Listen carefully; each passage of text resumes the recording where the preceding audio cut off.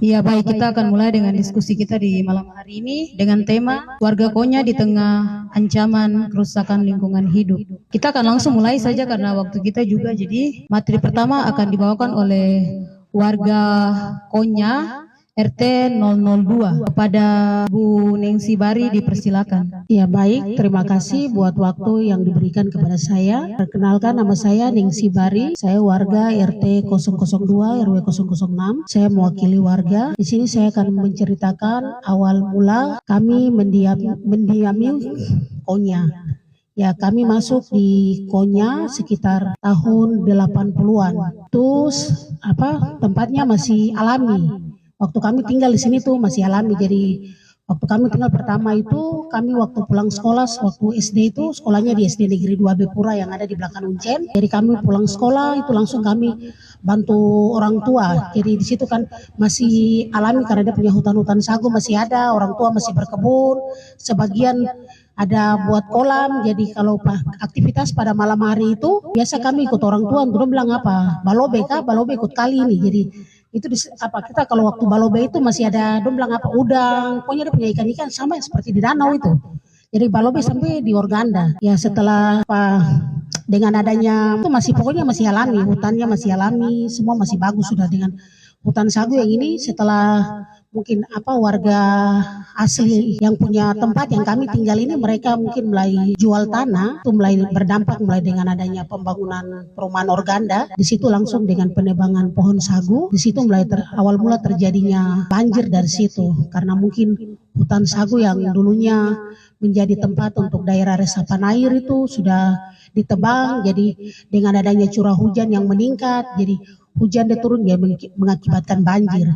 Dari situ sudah awal mulanya banjir untuk kami yang tinggal di Konya. Dan semenjak waktu orang tua saya, terutama almarhum bapak saya masih hidup itu, dia yang orang pertama juga termasuk orang tua di Konya itu, kami tinggal itu tempatnya tidak ada kayak orang yang datang bilang saya punya tempat ke apa, tidak ada. Jadi yang pembeli juga mereka datang, tapi mereka datang hanya lihat tempat itu hanya sekedar ini mereka keluar, soalnya mereka tahunya dari dulu itu kami dengar yang dari orang-orang tua itu yang punya Uncen. Jadi kami juga telah berpikir sampai nanti tahun-tahun yang akan seperti sekarang yang mendatang ini dengan adanya rencana penggusuran yang mau dilakukan oleh pihak Pak Anita yang selaku dari PT Geraha Mandiri. Ya itu baru kami kaget dia masuk pas tahun 2023 yang dia masuk bulan September.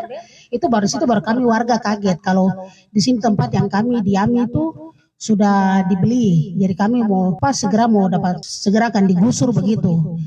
Dengan adanya kami dapat surat tersebut, kami sebagai warga yang mendiami RT 002 sebagian kan latar belakangnya kan ekonomi kurang mampu. Jadi ini sekarang kami harus cari dampingan hukum. Jadi akhirnya kami warga sendiri berpikir ya kami langsung LBH Papua, kami minta dampingan hukum untuk kami, bagaimana untuk memperjuangkan hak kami supaya kami tetap berada di Konya. Dan selama ini yang kami bersama-sama dengan LBH Papua lakukan untuk mempertahankan tempat yang kami tinggal sudah berjalan dengan baik. Kami sudah melakukan banyak kegiatan. Kami sudah dan terakhir dan besok akan kami lakukan mungkin hari Jumat kami akan pergi ke PTN Pertanahan Kota. Itu aksinya akan kami lakukan dari warga Konya. Mungkin dari saya seperti begitu dulu. Untuk pemateri kedua pada Pak Freddy Kuader dipersilakan. Selamat malam, masih semangat ya. Puji Tuhan kita bisa duduk sama-sama berdiskusi di malam ini. Ya. Saya cerita sedikit pengalaman saya. Saya dari Biak. Saya datang tinggal di sini tahun 95 bulan Juni. Tahun 95 bulan Juni mungkin di sini adik-adik orang yang belum lahir kah? Ya. Ketika saya datang, tempat ini kami belum ada listrik, seperti yang sekarang kita lihat sama-sama ini. Di sini kita punya jalan setapak dari depan perumahan Uncen. Kita masuk lewat ini jalan yang ada di pinggir rumahnya Bapak Warwe. Kita ikut sini. Jalan setapak dia masuk seperti begini, kita ikut begini sampai terus. Jadi dulu aktivitasnya kita pakai Petromax, biasa orang bilang lampu gas, so kita pakai itu. Sebagian besar pakai pelita. Jadi memang masih kelihatan kampung sekali, dia asli. Dan waktu itu tempat ini masih bagus, dimana di tengah-tengah ini adalah kolam kangkung semua. Jadi aktivitas kalau tadi mulai jam 6 sore sampai jam begini kita lihat itu masih ada pelita yang menyala. ada pelita yang menyala di tengah-tengah sana, sampai pada tempat yang ada bangunan rumah sakit vertikal, itu banyak kolam kangkung di sana. Dan di sana juga ada dua rumah, yang satu rumah permanen, rumah batu, milik keluarga Bers, dan yang satu keluarga Hokwari. Jadi 3 rumah maaf ya, dengan keluarga IB, kita punya RW sekarang. Jadi di sana itu ada 3 rumah di tengah-tengah yang sekarang ada bangunan besar ini. Di situ tempatnya bagus, dia tidak pernah banjir. Aktivitas seperti biasa, tempatnya kering. Di situ juga ada satu jalan yang dia dari kedokteran masuk, yang sekarang ada jembatan itu sampai keluar, itu jalan lama, jalan setapak juga. Jadi kalau sore mau mama dorang biasa petik kangkung dan bawa taruh di Trikora. Tetapi kalau pagi lebih banyak itu ada Makassar yang tinggal di belakang pasar Yotefas, bukan pasar Yotefas, tapi pasar lama Abe Pura di Kamkei, Detroit. Mereka punya kolam, paling banyak punya kolam kangkung juga di sini. Juga ada Panyai juga, masyarakat Panyai dari Argapura juga yang punya kolam kangkung di sini. Dan masyarakat yang ada di sini semua punya kolam kangkung sama-sama. Jadi nanti pagi mereka drop keluar, ada kendaraan yang diantar, bawa ke Sentani, bawa ke Pasar Sentral Hamadi. Itu sedikit tentang hasil kangkung. Dan masyarakat di sini hidup waktu itu dari kangkung. Sampai sekarang masih ada sisa-sisa yang masih bekerja mencari kangkung sebagai penghasilan untuk hidup setiap hari. Walaupun mungkin malam dia keluar dengan 10 ikat, laku 5, ya puji Tuhannya. Kalau satu ikat 10.000, kalau laku 10 ya 50.000 dia bisa bawa pulang, itu rezeki. Lepas dari itu, tempat ini juga waktu itu dia aliran air juga masih bagus, jadi dia tidak banjir. Mau hujan sampai dari malam sampai pagi pun naik sedikit saja, tapi jalan tidak tergenang. Kita jalan seperti biasa. Bapak Kendi, Bapak Warwe, mereka di sebelah sana punya kolam-kolam ikan yang besar. Bukan perikanan punya kolam ikan sampai di bawah sana. Dan itu ikan banyak sekali. Aktivitas saya biasa, saya selalu ikut Bapak Kendi dengan Bapak Warwe di sebelah. Biasa mereka kawinkan ikan. Karena dinas perikanan dia punya pembibitan ikan di sebelah. Jadi mereka kalau kawinkan ikan, nanti kita biasa malam bakar Petromax, kita saksikan bagaimana orang kasih kawin ikan sampai ikan dia bisa dapat telur banyak.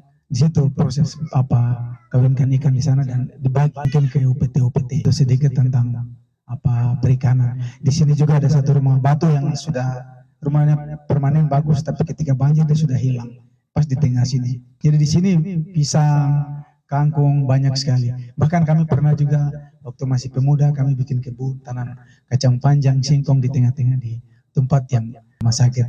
Tetapi ketika perubahan pembangunan mulai terjadi, kita sendiri saksikan bahwa hari ini kalau dia hujan 1 jam deras sekali, berarti air sudah sebatas pinggangnya.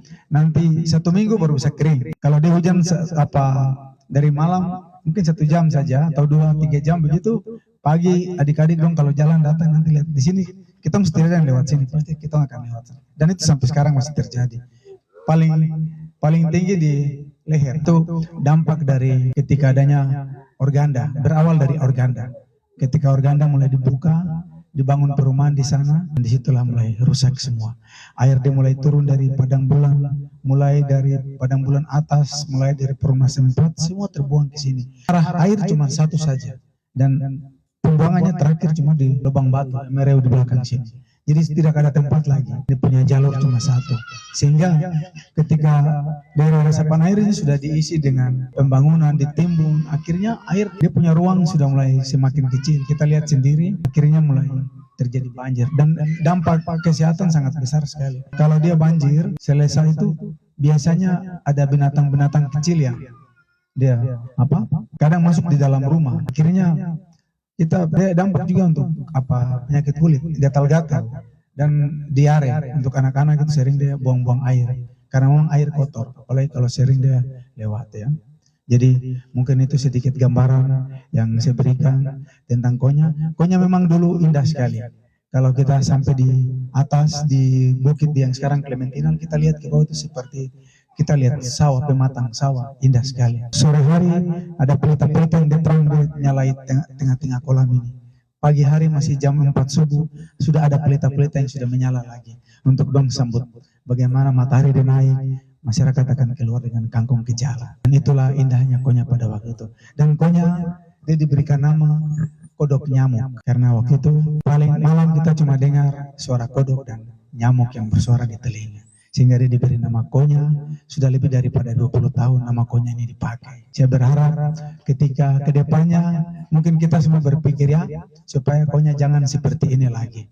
Mungkin dia jadi tempat yang lebih bagus, walaupun dia tinggalkan sebuah kenangan bahwa Konya pernah jadi kampung yang bagus ya. Iya, mungkin itu saja sementara dari saya. Terima kasih.